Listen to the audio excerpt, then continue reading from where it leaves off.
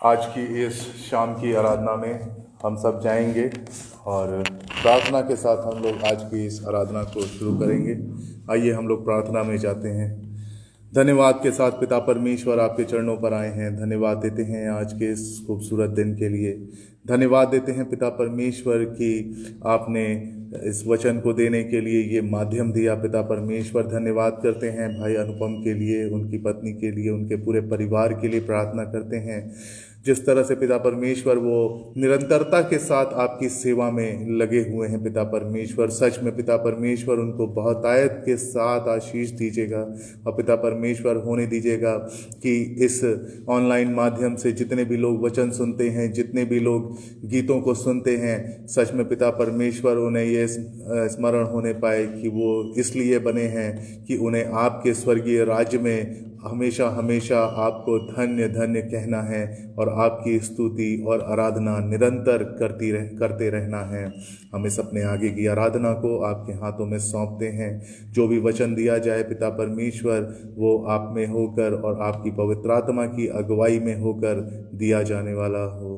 पिता परमेश्वर अपनी इस आराधना को आपके हाथों में सौंपते हैं, आपके पवित्र नाम से मांगते हैं, आमीन।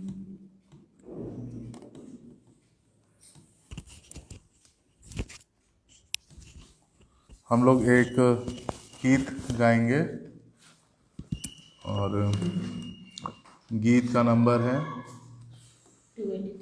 283। छोड़ दे तू अपने आप का भरोसा। क्या करना है आपको? छोड़ दे तू अपने आप का भरोसा। छोड़ दे अपने आप का भरोसा। कर मसीह पर भरोसा, वो तुझे जानता है। कर मसीह पर भरोसा, वो तुझे जानता है। 2-4 दिन का ये रंग रूप और ये जवानी, 2-4 दिन की तेरी ये रंग रूप और ये जवानी। ये धन दौलत और शोहरत हो जाएगी एक दिन फानी। चलने वाली सांसें तो ठहर जाएंगी। छोड़ दे अपने आप का भरोसा। कर मसीह पर भरोसा, वो तुझे जानता है। वो तुझे जानता है। सच में हमें अपने आप का भरोसा जो है वो छोड़ देने की ज़रूरत है। ज़्यादा से ज़्यादा हम अपने आप पर ही भरोसा करते हैं और भरोसा करते हैं उन सांसारिक लोगों पर जिन्हें हम देखते हैं और रोज़ उनसे मिलते हैं। हमारे कुछ उच्च अधिकारी, कुछ बड़े ऑफिसर, कुछ बहुत सारे लोग, इन सभी लोगों पर जो है हम लोग भरोसा करते हैं। लेकिन परमेश्वर हमें ये बताता है कि अपने आप का भरोसा नहीं करना है, लेकिन हमें हमारा भरोसा सिर्फ परमेश्वर पर होना चाहिए, क्योंकि वो हमारे लिए सबसे बड़ा है और वो हर किसी के ऊपर जो है वो प्रधान है। और एक और हम लोग गीत गाएंगे, 196।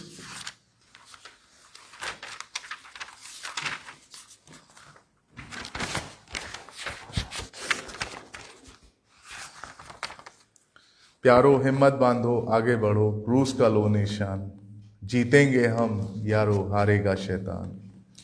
प्यारो हिम्मत बांधो, आगे बढ़ो, क्रूस का लो निशान। जीतेंगे हम यारो, हारेगा शैतान। जीतेंगे हम यारो, हारेगा शैतान। लड़ो लड़ो फुर्ती करो, यीशु है कप्तान। लड़ो लड़ो फुर्ती करो, यीशु है कप्तान। हिम्मत बांधो, आशा रखो, भागेगा शैतान। प्यारो हिम्मत बांधो, आगे बढ़ो, क्रूस का लो निशान। जीतेंगे हम प्यारो, हारेगा शैतान। जीतेंगे हम यारो, हारेगा शैतान। पाप और दुख में चारों तरफ मरते हैं इंसान। पाप और दुख में चारों तरफ मरते हैं इंसान। दया करो भारत पर, वो हुआ परेशान। प्यारो हिम्मत बांधो, आगे बढ़ो, क्रूस का लो निशान। जीतेंगे हम यारो, हारेगा शैतान। जीतेंगे हम यारो, हारेगा शैतान। घर जाकर करो प्यारो यीशु का बयान। घर जाकर करो प्यारो यीशु का बयान। वो है राजा मुक्ति दाता, सब पर मेहरबान। प्यारो हिम्मत बांधो, आगे बढ़ो, क्रूस का लो निशान। जीतेंगे हम यारो, हारेगा शैतान। जीतेंगे हम यारो, हारेगा शैतान। जल्दी करो सुनाओ सबको यीशु का फरमान। जल्दी करो सुनाओ सबको यीशु का फरमान। पापी बचते जाते लाते जो उस पर ईमान। प्यारो हिम्मत बांधो, आगे बढ़ो, क्रूस का लो निशान। जीतेंगे हम यारो, हारेगा शैतान। जीतेंगे हम यारो, हारेगा शैतान। दास कहे बैरी शर्माते, सुन यीशु का ज्ञान। दास कहे बैरी शर्माते, सुन यीशु का ज्ञान। लोग मसीह को मानते जाते, हारता है शैतान। प्यारो हिम्मत बांधो, आगे बढ़ो, क्रूस का लो निशान। जीतेंगे हम यारो, हारेगा शैतान। जीतेंगे हम यारो, हारेगा शैतान। अब ये समय होगा जब हम लोग उत्तरवादी पाठ की ओर जाएंगे और उत्तरवादी पाठ हम लोग पढ़ेंगे।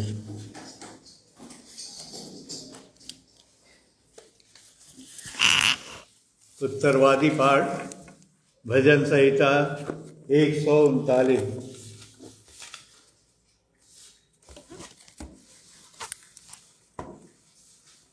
उत्तरवादी पाठ भजन संहिता 139।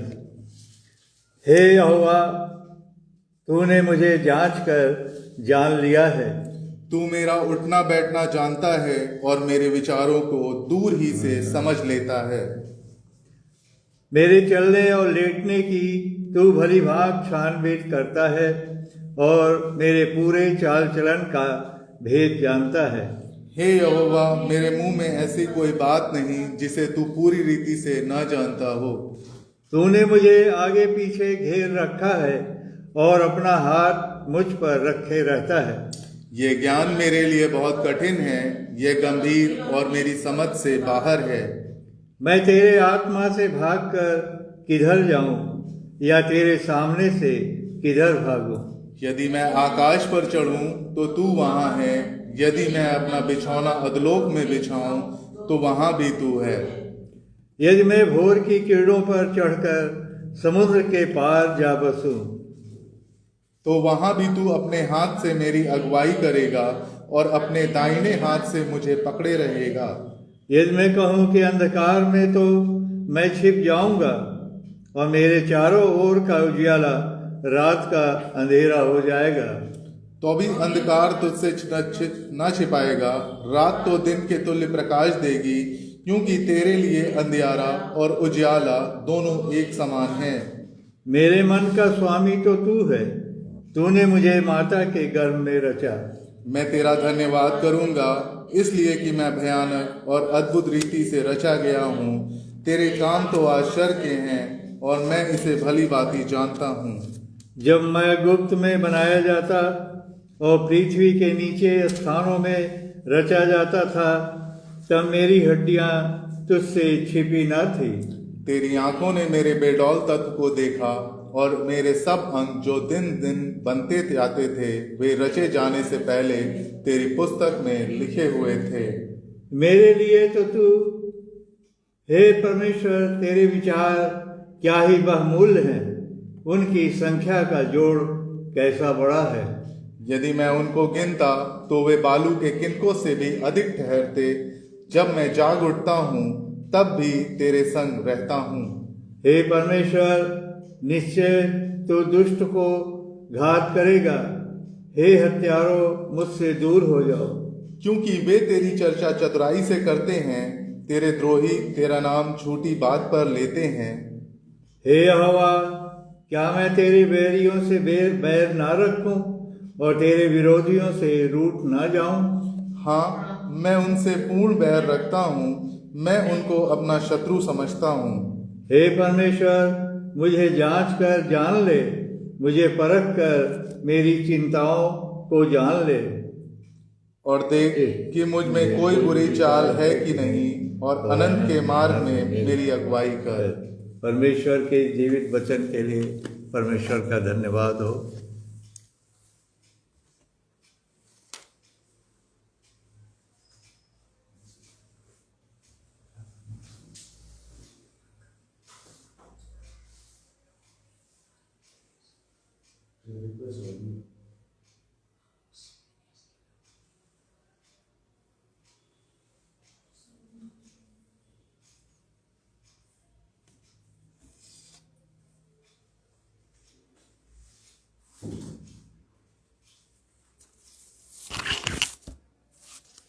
आइए हम लोग, बहुत सारे प्रार्थना निवेदन हैं, उन निवेदनों के लिए हम लोग प्रार्थना करेंगे, जो कि नाम इस प्रकार से हैं। Sister Daisy Matthews, Mrs Shobha Roy, sister Taruna Posha Singh जो कि कैंसर से पीड़ित हैं, Mrs Olga William, Mrs R Ghoshal, Mrs Susanna Yunus, Mrs Anand Lal, Mr Edward Nanu, Mrs Manorama Roshan, Mr Harrison Nanu, Mrs and Mr Elliot जो बुजुर्गावस्था में हैं, और भाई नित्यानंद की बेटी के लिए, सभी पास्टर्स के लिए, प्रचारकों के लिए, सभी के लिए आइए हम लोग प्रार्थना करेंगे।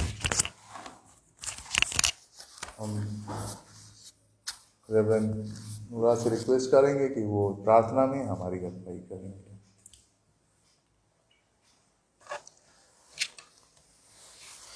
आइए प्रार्थना करें। हे हमारे जीवित और सर्वशक्तिमान दयालु अनुकारी परमेश्वर, हम आपका धन्यवाद देते हैं प्रभु कि आप निरंतर हम लोग की अगुवाई करते हैं, निरंतर सहायता मदद करते हैं प्रभु। और प्रभु आपकी दृष्टि सदैव हम लोग पर लगी रहती है प्रभु। और प्रभु जहाँ कहीं भी हम लोग आते जाते, और प्रभु आप रक्षा रखवाली करते हैं प्रभु। निरंतर प्रभु आप अपने अगुवाई में रखते हैं, और आप चाहते हैं प्रभु कि हम लोग आपकी इच्छा को पूरी करें प्रभु। और प्रभु हम आपका धन्यवाद देते हैं कि आप प्रतिदिन हम लोग को अपने वचन से भरपूर करते हैं प्रभु, आशीषों से भरपूर करते हैं प्रभु।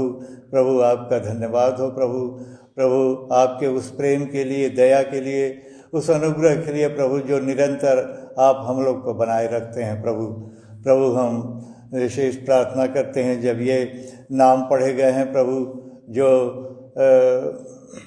कैंसर से पीड़ित हैं प्रभु, प्रभु उन सबों को हम आपके समक्ष रखते हैं प्रभु। और एक बार फिर हम आपको धन्यवाद देते हैं प्रभु कि निरंतर हम लोग उनके लिए प्रार्थनाएं कर रहे हैं प्रभु।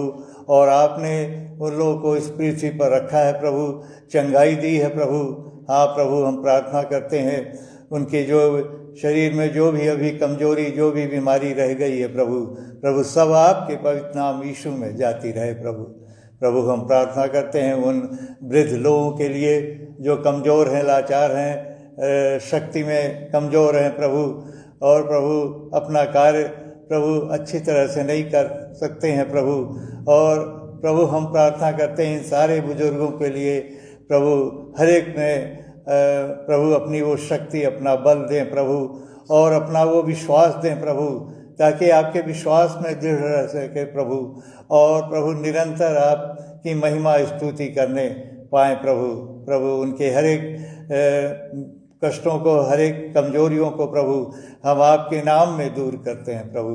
प्रभु हम प्रार्थना करते हैं आपके सेवकों के लिए, पास्टर और प्रीचर्स के लिए प्रभु, जो निरंतर प्रभु आपके कार्य में लगे हुए हैं प्रभु, आपके वचन को प्रभु एक जगह से दूसरे जगह ले जाते हैं, बताते हैं प्रभु, और अन्य अन्य माध्यमों से प्रभु आपके वचन को दूसरों तक पहुंचाते हैं प्रभु। प्रभु हम हर एक को प्रभु आपके चरणों में रखते हैं प्रभु, हर एक की सुध लीजिए प्रभु, हर एक की जो भी आवश्यकताएं हैं प्रभु आप अपने भंडार से पूरा करिए प्रभु। और प्रभु हर एक शत्रु से, हर एक दुष्टात्मा से, हर एक शैतानी मंदिरों से प्रभु उनको बचा के रखें प्रभु, और निरंतर प्रभु वो आपके राज के कार्य में आगे बढ़ते चले जाएं प्रभु, ताकि प्रभु ये जो वचन है प्रभु वो जहाँ नहीं पहुँच पाया प्रभु वहाँ पर भी पहुँच न पाए प्रभु। प्रभु हम प्रार्थना करते हैं आपकी जो इच्छा है प्रभु कि ये वचन दूसरों तक पहुँचाया जाए प्रभु, आप हम लोग की सहायता मदद करें, और उन सारे सेवकों को आपके समक्ष रखते हैं ताकि वो लोग आपके वचन को प्रभु बिना किसी रुकावट और बाधाएं के प्रभु ले करके जाने वाले हो सके प्रभु। प्रभु हम प्रार्थना करते हैं आज के वचन के लिए प्रभु, जब आपकी सेवका को आपका वचन देना है प्रभु, प्रभु आप उनकी सहायता मदद करें प्रभु। प्रभु हम प्रार्थना करते हैं आगरा मसीह मंडली के लिए प्रभु, जब उन्होंने अपने मंडली से इस दाऊद प्रेयर टावर को जोड़ा है प्रभु, और निरंतर प्रभु वो जोड़ते रहते हैं प्रभु, ताकि प्रभु उनके माध्यम से प्रभु यहाँ से जो वचन दिया जाए प्रभु लोगों तक पहुँचने पाए प्रभु, और ये वचन प्रभु प्रभावकारी हो प्रभु, जब लोग सुनते हैं प्रभु इस पर विश्वास करने वाले हो सके प्रभु। क्योंकि प्रभु आपका वचन बताता है प्रभु कि हम लोगों को आपके सुसमाचार को प्रभु लोगों तक पहुंचाना है प्रभु, सारे जगत में प्रभु। हाँ प्रभु आपका धन्यवाद हो प्रभु कि आपने ये माध्यम दिया है प्रभु ऑनलाइन, कि प्रभु दूर दूर तक सारे जगत में, सारे पृथ्वी पर प्रभु ये वचन पहुँचे प्रभु। हाँ प्रभु इस माध्यम के लिए आपका धन्यवाद हो प्रभु। प्रभु आप हम प्रार्थना करते हैं प्रभु, जो लोग इस ऑनलाइन ये कार्य को देख रहे हैं प्रभु, सुसमाचार सुन रहे हैं, गीतों को सुन रहे हैं प्रभु, आप उनकी भी सहायता मदद करें प्रभु, ताकि प्रभु वो लोग भी आपके विश्वास में बढ़ते चले जाएं और उनका विश्वास दृढ़ होने पाए प्रभु। और जब हम लोग इस अंतिम दिनों में रह रहे हैं प्रभु, प्रभु आप चाहते हैं कि हम लोग निरंतर आपके साथ साथ चलते रहें प्रभु, जिस तरह से नूह आपके साथ साथ चलता रहा प्रभु, और प्रभु उस जहाज के द्वारा 8 प्राणी प्रभु बचाए गए प्रभु। हाँ प्रभु उसी तरह से लोग बचाए जाएं प्रभु, और प्रभु आप ये चाहते हैं कि लोग अपने पापों से, अपने बुराइयों से फिरें, और प्रभु उस अनंत जीवन के, उस स्वर्ग राज के भागी हो सके प्रभु। हाँ प्रभु आप नहीं चाहते हैं कोई भी नष्ट हो प्रभु। हम इस विनती को आपके समक्ष रखते हैं प्रभु, और आपके पवित्र नाम यीशु में मांगते हैं, आमीन।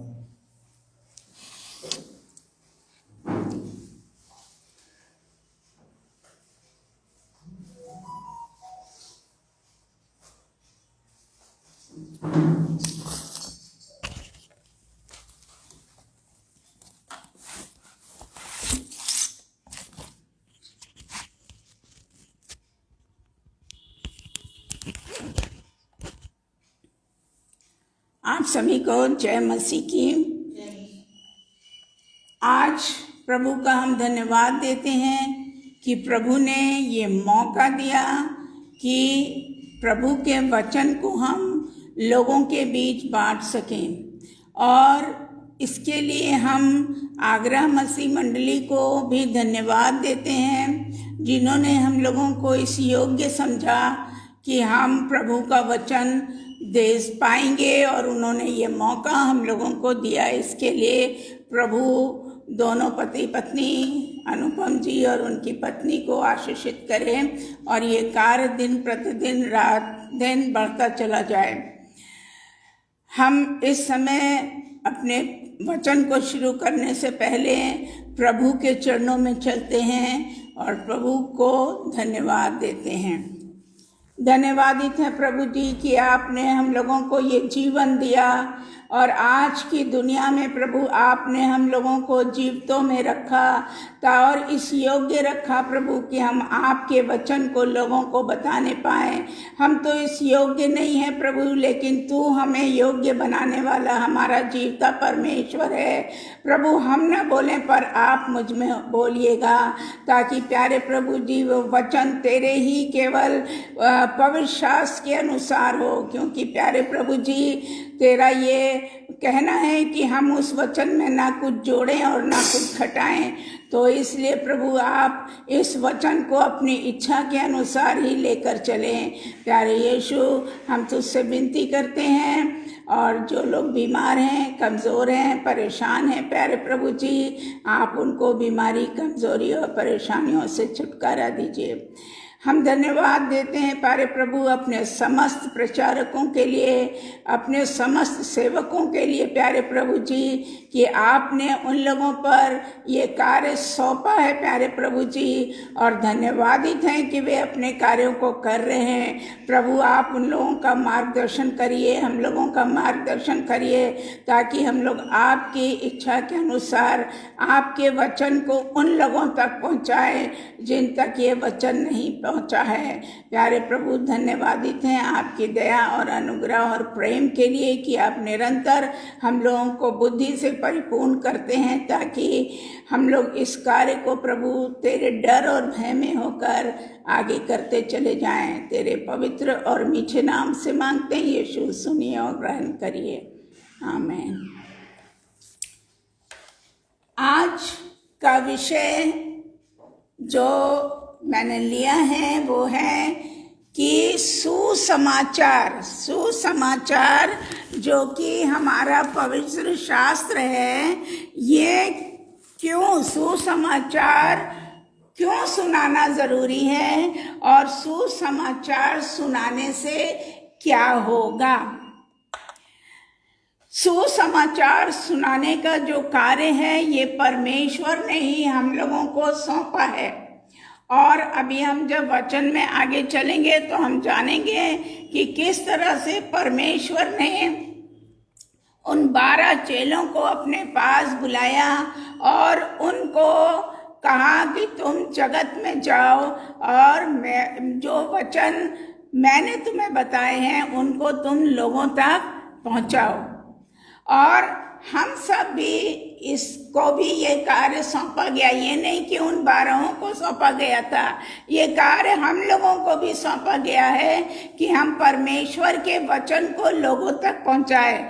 आप देखिए पहला कुरिन्थियों निकालिए, उसका 9:14 में देखिए लिखा हुआ है, इसी रीति से प्रभु ने भी ठहराया कि जो लोग सुसमाचार सुनाते हैं उनकी जीविका सुसमाचार से हो। अब हम लोगों के पास विवाद का एक विषय होता है। लोग हमेशा जो किसी चर्च में के अतिरिक्त जगह जगह घरों में जाकर विजिट करते हैं, परमेश्वर का वचन सुनाते हैं, उनके लिए एक विवाद का विषय हो जाता है कि लोग कहते हैं कि शायद ये पैसे की लालच में घरों को विजिट करते हैं और पैसा वहाँ से धन उगाही का कार्य करते हैं। लेकिन ऐसा कुछ नहीं है, ऐसा कुछ नहीं है। अगर हमारे द्वार पर कोई आया है तो हमने अपनी खुशी से अगर उसको दिया है तो उस प्रचारक या ये धन उगाही नहीं कही जाएगी। क्यों? क्योंकि ये हमने अपनी इच्छा से दिया है। कम से कम हम अगर घर से निकलकर कहीं नहीं जा रहे हैं तो हमारे घर जो प्रचार करने आ रहा है, हमारे घर जो प्रभु का वचन सुनाने आ रहा है, उसको हम सुन सकते हैं। तो इसलिए सबसे पहली बात यह है कि हमको किसी भी प्रचारक को इस प्रकार का दोषारोपण करने का कोई अधिकार नहीं है। प्रभु का वो अनुपालन कर रहा है, उसकी आज्ञा का अनुपालन कर रहा है कि वो जाकर लोगों को प्रचार कर रहा है, लोगों को वचन प्रभु का बता रहा है ताकि कोई भी नाश ना हो। तो इस तरह से अगर हम 1 कुरिन्थियों 9:16 पद में आए, 16-17 में, तो वहां पर आप देखेंगे, यदि मैं सुसमाचार सुनाऊं तो मेरे लिए कुछ घमंड की बात नहीं है। जी, प्रचार जब हम करते हैं तो हमें घमंड नहीं करना, हम बड़ा अच्छा बोल लेते हैं, हम बहुत सारी चीजें बता लेते हैं, ऐसा हमें घमंड करने की कोई जरूरत नहीं है, क्योंकि ये तो मेरे लिए अवश्य है। वचन सुनाना हम लोगों की अवश्य है। जैसे एक माता पिता जो है वो अपने बच्चे के लिए तब खुश होते हैं जब उनका बच्चा उनकी आज्ञाओं को मानता है, और हम सब अपने परमेश्वर के बच्चे हैं, इसलिए हमें भी उसके द्वारा दी गई आज्ञाओं को मानना अति आवश्यक है। और इस कारण से जो है हम परमेश्वर का वचन सुनाते हैं। यदि मैं सुसमाचार ना सुनाऊं तो मुझ पर हाय। जी, पवित्र शास्त्र ये बता रहा है कि अगर हम परमेश्वर का वचन नहीं बताते हैं तो हमारे ऊपर हाय है, क्योंकि यदि अपनी इच्छा से ये करते हैं तो मजदूरी मुझे मिलती है, और यदि अपनी इच्छा से नहीं करता तो अभी भंडारी पर मुझे सौंपा गया है। मतलब मुझे तो परमेश्वर देगा ही, परमेश्वर पर हमें अपनी आशा को बनाए रखना है।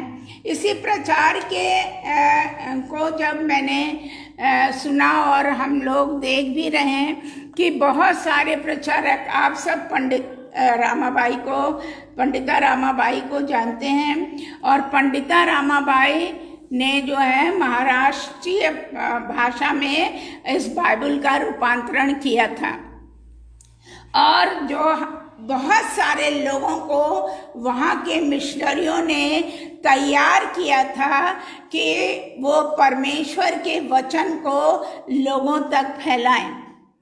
और जैसे कि आपका बच्चा विद्यालय में पढ़ता है और वो पढ़कर तैयार हो जाता है, हाई स्कूल करता है, इंटर करता, बीए करता, और जहाँ तक उसकी इच्छा होती है वो पढ़ता है और तैयार करता है अपने आप को, और फिर अपने कार्यों में वो चला जाता है। ठीक इसी तरह से केड़ गांव, जो कि पूना से लगभग 30 किलोमीटर दूर है, वहाँ पर एक भवन है जो जहाँ जाने का अवसर मिला। कारण ये है कि उसी के वंशज हम सब हैं, और वहाँ पर हम जाने की एक इच्छा थी। मैंने रेवरेंड नूरा से कहा कि मैं वहाँ जाना चाहती हूँ, देखना चाहती हूँ कि हमारे पूर्वज कहाँ से इस तरह से सीखकर प्रभु के वचन को आए, और शायद उन्हीं की आशीषों से आज हम लोग इस लायक हैं कि इस वचन को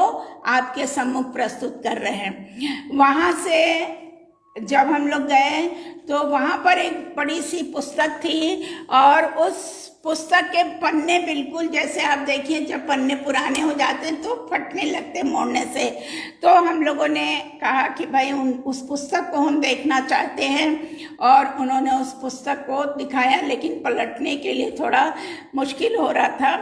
तो वो क्योंकि टूट जा रहे थे पन्ने, तो वहाँ पर से कई लोगों को उन्होंने तैयार करके और परमेश्वर के हाथों में सौंप दिया, और प्रार्थना करके उनसे कहा कि तुम जहाँ चाहते हो वहाँ जाके परमेश्वर का प्रचार करो। और वहाँ से जो लोग निकले उनमें नूरा, मोरार, नानू और परमार, इस तरह से बहुत सारे लोग वहाँ से निकले, और भी लोग हैं तो वहाँ से निकले और इन्होंने भी प्रार्थना की। क्या प्रार्थना की? प्रभु आप जिस जगह हम लोग को ले जाना चाहते हैं उस जगह लेकर चलें, ताकि वो उस वचन को वहाँ जाकर फैला सकें। और नूरा जो थे वो बस्ती में गए, मोरार जो थे वो भागलपुर में आए, फिर परमार जो थे वो भाटपर में आए। इस तरह से अलग अलग जगहों पर ये लोग पहुंच गए और इन्होंने बड़ी ही ईमानदारी के साथ परमेश्वर का वचन लोगों को सुनाना शुरू किया। और उसका प्रतिफल ये मिला कि बहुत सारे लोग परमेश्वर पर विश्वास लेकर आए और उन्होंने उनको परमेश्वर का वचन सुनाया, और जो विश्वास लेकर आए उनको बपतिस्मा भी दिया, क्योंकि ये तो वचन कहता है। तो इसी तरह से हमें और आपको, मेरा सिर्फ ये कहने का, उदाहरण देने का मतलब ये था कि हमारी और आपकी भी ये जिम्मेदारी है कि हम सुसमाचार को लोगों तक पहुंचाएं, क्योंकि कोई ऐसा व्यक्ति नहीं छूटना है जो सुसमाचार ना सुने। उनको विश्वास करना ये उनका काम है, पर हम लोगों को परमेश्वर ने क्या जिम्मेदारी दी है कि हम परमेश्वर के इस वचन को लोगों तक पहुंचाएं। और इस वचन को पहुंचाने में बहुत सारे जगहों पर और भी लोग थे जो कि इस वचन को लोगों तक फैला रहे थे। लेकिन आज के समय में ऐसा सुना गया और देखा गया, कभी कभी हमारे जो पुराने पास्टर्स होते थे, हमारे जो पुराने लोग होते थे, जो एक मंडली के संचालक हुआ करते हैं, उनमें से कुछ लोग, कुछ हमारे संचालक, प्रचारक, हमारे सेवक लोग, अगुए जो हैं, वो तो बहुत खुश होते हैं जब वो ये जानते हैं कि हमारी मंडली के कुछ लोग जगह जगह जाकर परमेश्वर का वचन सुनाते हैं। क्योंकि आप ये विश्वास करिए कि जो भी वचन सुनाया जाता है वो परमेश्वर के इस वचन के अनुसार ही होता है, क्योंकि इसमें कुछ भी मिलावट करने का हमारा अधिकार नहीं है। जो प्रभु का वचन हमें बताता है वैसा ही हमें लोगों को बताने की जरूरत है। लेकिन कुछ जगहों पर ये भी है कि हमारी बड़ी मंडली है, इस मंडली से लोग जो है दूसरी जगह जाते हैं, दूसरे जगहों पर जाकर प्रचार करते हैं और ये उनको नागवार गुजरता है। लेकिन मेरे प्रिय पास्टर लोग, मेरे प्रिय सेवक लोग, आप ये जान लें कि हम लोगों ने सीखा तो आप ही लोगों से है कि हमें प्रचार करने जाना है, हमें आगे वचन को फैलाना है। तो इसलिए एकदम आपको किसी को भी दुखी होने की आवश्यकता नहीं है कि लोग दूसरे जगहों पे जाकर प्रचार कर रहे हैं, दूसरी जगहों पे घर घर विजिट कर रहे हैं। आपको तो बहुत आनंद की बात है, क्योंकि जैसे एक टीचर, मैं भी एक टीचर थी, अभी तो नहीं हूँ, तो जब हमारे बच्चे पढ़कर निकलते हैं और अच्छे अच्छे ओहदों पे पहुँचते हैं तो हम लोग खुश होते हैं कि हमारे पढ़ाए हुए बच्चे, कोई डॉक्टर है, कोई इंजीनियर है, कोई आईएएस है, इस तरह से पीसीएस है। जब उन रैंक्स पे पहुंचते हैं तो हम लोगों को भी खुशी होती है। तो इसी तरह से हमारा प्रभु यीशु मसीह भी जब ये देखता है कि हमारे चेले, हमारे बच्चे जो है वचन को लोगों तक लेकर जा रहे हैं, तो वो भी खुश होता है। क्यों? क्योंकि उसने हम लोगों को ये आज्ञा दी। अगर हम पहला कुरिन्थियों 15 उसका 1 और 2 पद देखें, देखिए वहाँ क्या लिखा है। हे भाइयों, अब मैं तुम्हें वही सुसमाचार बताता हूँ जो पहले सुन चुका हूँ। जी, हमने अपने पूर्वजों से, हमने अपने आदरणीय सेवकों से उस वचन को सुन रखा है, अपने परमेश्वर से वचन को सुन रखा सुना है और उसको हमने अंगीकार भी किया है, माना भी है, और जिससे तुम स्थिर हो। और यही कारण है कि हमने वचन सुना और उस पर विश्वास किया और वचन के अनुसार हम अपने आप को स्थिर किया है। उसी के द्वारा तुम्हारा उद्धार भी होता है। यदि उस सुसमाचार को जो मैंने तुम्हें सुनाया था स्मरण रखते हो, नहीं तो तुम्हारा विश्वास करना व्यर्थ है। जी, अगर हम लोग जो वचन सुनते हैं उसको स्मरण नहीं रखेंगे तो हमारा विश्वास करना बहुत व्यर्थ होगा। अगर हम आगे चलें तो उसमें हम देख सकेंगे पहला तीमुथियुस उसका 4 और 13, पहला तीमुथियुस उसका 4 और 13 और 16 पद में देखिएगा, जब तक मैं न आऊं। क्या कह रहा है यीशु मसीह? यीशु मसीह कह रहे हैं जब तक मैं न आऊं तब तक पढ़ने और उपदेश देने और सिखाने में लौलीन रहो। तन मन से उसको करो, उस वचन का प्रचार तन मन से करो। और जब तक हमारा प्रभु यीशु नहीं आता है तब तक हमें, और जब तक परमेश्वर हमें जीवन देता है, हमें इस प्रचार कार्य को करना है। अपने और अपने उपदेशक की चौकसी रख, उपदेश की चौकसी रख। देखिए, जब भी आप परमेश्वर के वचन से बोलेंगे तो कभी भी आप इधर उधर की बातों को नहीं बोलेंगे। क्यों? क्योंकि वचन जो हमें कहेगा हम उसी को बोलेंगे। और ऐसा अपने उपदेश की चौकसी करनी है, देखना है कि कहीं हम ऐसा तो नहीं बोल रहे हैं जो कि वचन के विरोध में है। इन बातों पर स्थिर रहे, क्योंकि यदि ऐसा करता रहेगा तो तू अपने और अपने सुनने वाले के लिए भी उद्धार का कारण बनेगा। क्योंकि जब आप वचन सुनाने जाते हैं तो आप एक मिरर के समान होते हैं।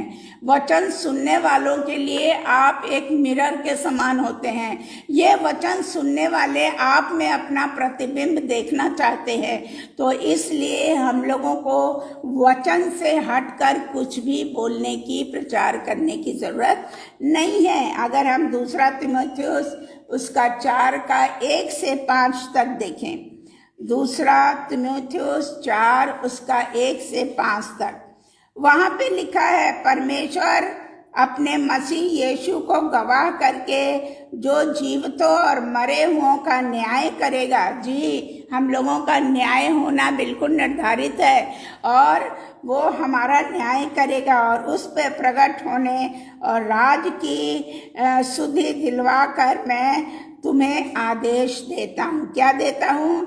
कि वचन का प्रचार कर, समय और असमय तैयार रहे। हम लोग को हमेशा तैयार रहना है। प्रभु कभी भी हमें ले जाएगा और लेने आ सकता है। सब प्रकार की सहनशीलता, जिसकी कि आज बहुत कमी है। अगर हमें कोई भी कुछ बोलता है तो हम तुरंत क्या करते हैं? रिएक्ट करते हैं। तुरंत हम जो है उसको बदला देने की सोचते हैं। तो इसलिए सहनशीलता के साथ आज आप देख रहे हैं कितनी जगहों पर मसीहियों को सताया जा रहा है। धन्य है वे मसीही जो परमेश्वर का प्रचार करना नहीं छोड़ रहे हैं। उन पर सताव जरूर आ रहा है, लेकिन प्रभु उनको स्वर्गीय आनंद में जरूर ले जाएगा। वचन का प्रचार कर, समय असमय तैयार रहे, सब प्रकार की सहनशीलता और शिक्षा के साथ उलाहना दे और डांट और समझा। हमें लोगों को डांट का मतलब ये नहीं है कि हम बुरी तरह डांटे, नहीं। अगर कोई गलत बोल रहा है तो हमें उसे समझाने की आवश्यकता है, क्योंकि ऐसा समय आएगा जब लोग खरा उपदेश ना सह सकेंगे। जी, परमेश्वर के वचन को वो ग्रहण नहीं करेंगे। कहेंगे अरे ये सब तो हो गया, 2000 साल पहले हुआ था, प्रभु आया और मर गया और फिर जी उठा, ठीक है। लेकिन वो अपने मन की करते हैं। पर कानों की खुजली के कारण अपनी अभिलाषाओं के अनुसार अपने लिए बहुत से उपदेशक बटोर लेते हैं। कानों की खुजली मतलब अरे फला आया था ना, वो बिल्कुल बेकार बोल रहा था। फला आया था ना, वो उससे अच्छा बोल रहा था। फला आया था वो परमेश्वर। तो हमें ये नहीं करना, हमें तो केवल अपने प्रभु परमेश्वर के वचन के अनुसार बोलना है।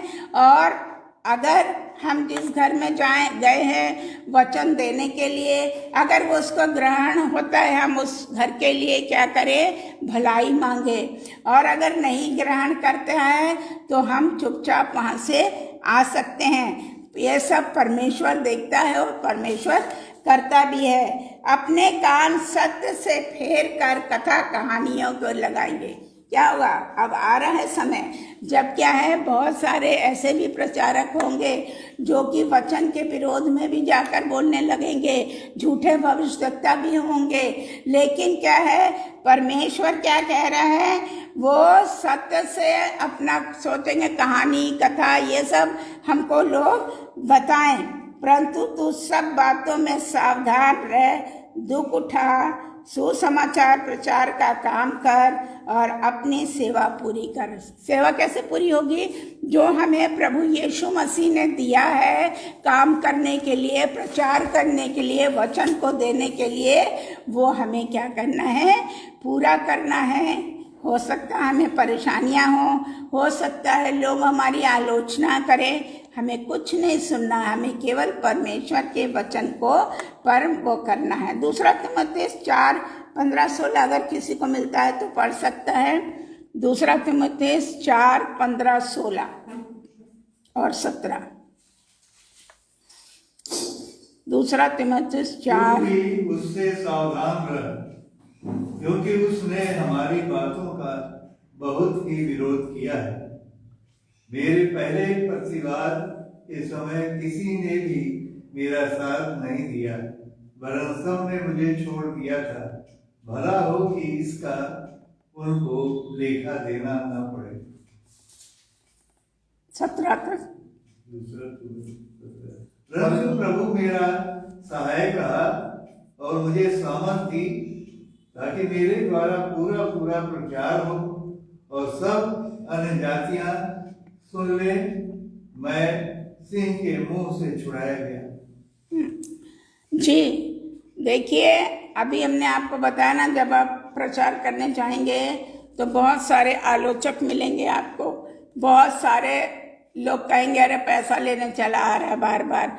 बहुत से लोग ये कहेंगे कि अरे हमारी मंडली तो यहाँ है, हमारी मंडली के बड़े सेवक आए, हमारे लिए प्रार्थना करें। नहीं, प्रभु ने तो उनको एक स्थान पर सेवा करने का वो दिया है, लेकिन जो जूनियर या उनसे जो सीखे हुए लोग हैं वो परमेश्वर के वचन को लेकर दूसरे स्थान पर जाएंगे और तब जाके परमेश्वर का वचन पूरी जगह फैल पाएगा। अगर हम तीतुस 2:15 देखें तो उसमें लिखा है, पूरे अधिकार के साथ ये बातें कह और समझा और सिखाता रहे, कोई तुझे तुच्छ ना जानने पाए।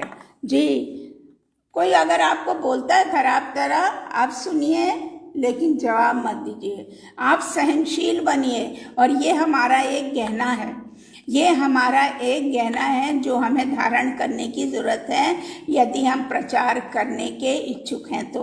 अगर हम प्रचार करते हैं तो कुलूसियों 1:28 निकाले, वहाँ लिखा है, जिसका प्रचार करके हम एक मनुष्य को सिखाते हैं कि हम हर एक व्यक्ति को मसीह में सिद्ध करके उपस्थित करें। थी हमारा उद्देश्य क्या होता है, प्रचार करने का क्या उद्देश्य होता है कि हर एक व्यक्ति परमेश्वर के इस वचन से परिचित हो जाए, वो इस वचन की सच्चाई को जाने, और इस सच्चाई को जब वो जानेगा, उस पर मनन करेगा, उसको उस पर ध्यान देगा, और तब क्या है, वो व्यक्ति परमेश्वर के नज़दीक आएगा।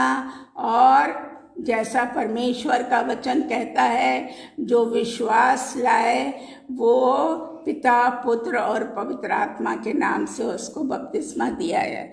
अब प्रश्न ये होता है कि बपतिस्मा क्यों दिया, बपतिस्मा है क्या? बपतिस्मा इस स्वरूप में होता है कि जब हम पानी में डुबोए जाते हैं तो हमारा जो पाप है, हमारा जो खराब काम है, वो उस पानी में दफना दिया जाता है और जब हम ऊपर आते हैं तो हम एक नया जीवन प्राप्त करके आते हैं। और आपने देखा जब यीशु मसीह ने बपतिस्मा लिया तो उसके ऊपर पवित्र आत्मा कबूतर की नाई उतरी। तो जब आप बपतिस्मा लेते हैं तो आप अपने पुराने मनुष्यत्व को गाड़ देते हैं और नए मनुष्यत्व को आप पहन लेते हैं। मत्ती 21 और 22 में आप देखिए, उसमें लिखा है, और जो कुछ तुम प्रार्थना में विश्वास से मांगोगे वह सब तुमको मिलेगा। जी, अब जब प्रचार करने जाते हैं उससे पहले अपने आप को प्रभु के लहू में सौंप दीजिए। आप प्रभु से कहिए, प्रभु मैं जो कुछ बोलूँ वो आपके इच्छा के अनुसार हो, जो आपके वचन के अनुसार हो, और तब प्रभु आपकी मदद करेगा। क्योंकि जब हम प्रभु में होकर कोई कार्य करते हैं तो प्रभु हमारे सारे कार्यों को सफल बनाता है। अगर हम मत्ती उसका 28 का 19 और 20 किसी को अगर मिलता है तो आप पढ़ सकते हैं कि कैसे उसने अपने चेलों को कहा, आदेश दिया, इसलिए तुम जाकर सब जातियों के लोगों को चेला बनाओ और उन्हें पिता और पुत्र और पवित्र आत्मा के नाम से बपतिस्मा दो और उन्हें सब बातों से जो मैंने तुम्हें आज्ञा दी है मानना सिखाओ, और देखो मैं जगत के अंत तक सदैव तुम्हारे संग रहूंगा। जी, देखिए ये प्रभु यीशु मसीह की आज्ञा है, उसने चेलों को दी और हम सब भी प्रभु के क्या हैं? चेले हैं, डिसाइपल हैं। हम उसकी चीज़ों को, वचन को लोगों तक पहुंचाने वाले हैं और ये पिता परमेश्वर और हमारे यीशु मसीह की आज्ञा है जिसका हमें पालन करना है। और जो लोग विश्वास करते हैं उनको हमें बपतिस्मा के बारे में बताना है और यदि वो कहते हैं तो उन्हें हमें बपतिस्मा देना है। और 20 पद में लिखा, और उन्हें सब बातें जो मैंने तुम्हें आज्ञा दी है मानना सिखाओ, और देखो मैं जगत के अंत तक सदा तुम्हारे साथ हमारे आप। और जितने प्रचारक, जितने सेवक हैं, सबके साथ प्रभु क्या है? ये वायदा कर रहा है कि वो हम लोगों के साथ है। अगर हम मार्कुस 6:7 देखें तो वहाँ भी इस प्रकार लिखा है, उसने 12 को अपने पास बुलाया और उन्हें 2-2 करके भेजने लगा और उन्हें अशुद्ध आत्माओं पर अधिकार दिया। तब उन्होंने जाकर प्रचार किया और मन क्या किया कि मन फिराओ। आप देखिए हमारी इस बाइबल के कुछ चीज़ों को लेकर एक कलीसिया बन गई, कुछ चीज़ों को लेकर दूसरी कलीसिया बन गई, कुछ चीज़ों को लेकर तीसरी कलीसिया बन गई। आपने सुना होगा 2x2, 2-2 करके जाओ। ऐसी एक कलीसिया है कि वो 2-2 करके ही प्रचार करने जाते। कोई बुराई नहीं है इसमें कि अगर एक को कोई तकलीफ होती है तो दूसरा उसको संभालेगा। तो परमेश्वर ने ये आज्ञा दी कि और 2-2 करके उनको भेजा ताकि एक दूसरे से उन्हें क्या मिले? बल मिले, एक दूसरे का एक सहारा वो बन सके। अगर यूहन्ना 8 उसका 31-32 आप देखें तो वहाँ पर प्रभु ने हमें आश्वासन दिया है। जी, प्रभु यीशु मसीह ने हमें आश्वासन दिया है, यदि तुम मेरे वचन में बने रहोगे तो सचमुच मेरे चेले ठहरोगे। जी, हमें पहले अपने आप को जांचना है। कहीं भी जाने से पहले, प्रचार में जाने से पहले, किसी के द्वार पे जाने से पहले हमें ये जांचने की आवश्यकता है कि क्या हम प्रभु के वचनों में बने हुए हैं, क्या हम उस वचन के अनुसार अपना जीवन निर्वाह कर रहे हैं। क्योंकि अगर हम एक छोटा उदाहरण है, क्योंकि अगर हम एक शराब पीने वाले हैं और प्रचार का काम भी कर रहे हैं, और जब हम किसी के यहाँ जाएंगे और हम कहेंगे कि भाई देखो बाइबल में लिखा है पी के मतवालापन अच्छा नहीं है, सो इससे तुम्हारे परिवार को हानि होती है, तुम्हारे स्वास्थ्य को हानि होती है, और तुम्हारा जो घर का बजट है वो बिगड़ जाता है, तो वो तुरंत आपको जवाब देगा पहले तुम अपने आप को तो देखो, तुम तो खुद पीते हो तो तुम मुझको क्या उपदेश देते हो। तो हम लोगों को पहले अपने को जांचने की आवश्यकता है। हमें पहले अपने आप को इस वचन के अनुसार ढालने की ज़रूरत है, ताकि हम उस वचन में ढलकर उसको ग्रहण करके उसके अनुसार अपने चरित्र को, अपने चाल चलन को, अपने बात व्यवहार को पहले हम बदले, और तब हम परमेश्वर के इस वचन को लेकर लोगों तक जाएं। अगर प्रेरितों 17-28 देखें तो उसमें लिखा है हम उसी में जीवित रहते, चलते फिरते और स्थिर रहते हैं। जी, किसमें? प्रभु यीशु मसीह में और उसके वचन में। हमें उसके वचन में ही जीना, उसके वचन के अनुसार ही चलना और स्थिर रहना है।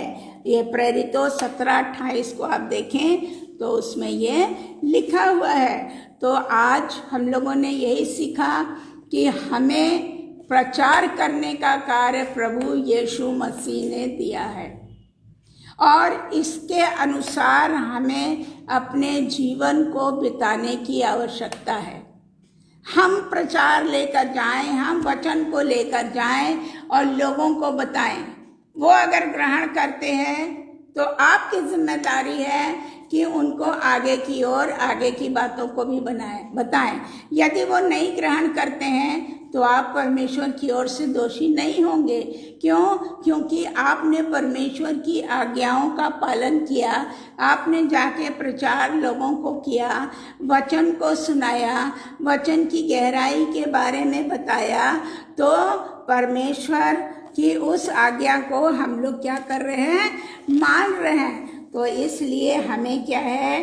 परमेश्वर की आज्ञा के अनुसार ही अपना जीवन निर्वाह करना है। सबसे पहले हमें अपने आप को जांचना है, अपने आप को देखना है कि क्या हम में वो बुराई तो नहीं है, हम में क्या धोखा देने की कोई आत्मा तो नहीं है, हम में क्या दूसरों के चीज़ों का लालच करने की कोई आत्मा तो नहीं है, हम में कहीं पर दूसरों को झूठी गवाही देने की आत्मा तो नहीं है। ये सब चीज़ों को हमें छोड़ने की ज़रूरत है। तब हम परमेश्वर के वचन को के अनुसार प्रचार करके लोगों तक पहुँचेंगे। क्योंकि क्या है, फसलें तो तैयार हैं, लोग वचन सुनने को तैयार हैं, पर हम और आप अभी वहाँ तक नहीं पहुँच पाए।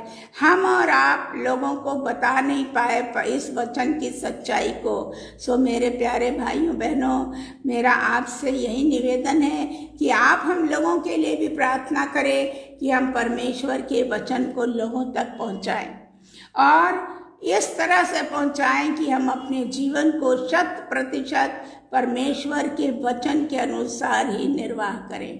तो मैं एक बार फिर से आगरा मसीह मंडली को धन्यवाद देती हूँ, जिन्होंने कि ये मौका दिया कि हम परमेश्वर के वचन के बारे में बातचीत कर सके कि हमें प्रचार क्यों करना चाहिए, कैसे करना चाहिए, और प्रचार करना किसका आदेश है। इस बात पे हम लोगों ने आज विचार किया है। सो प्रभु को महिमा मिले और हम लोगों को इस योग्य वो बनाए कि हम परमेश्वर के वचनों को निरंतर आगे बढ़ाते चले जाएं। धन्यवाद। आप सबको शालोम।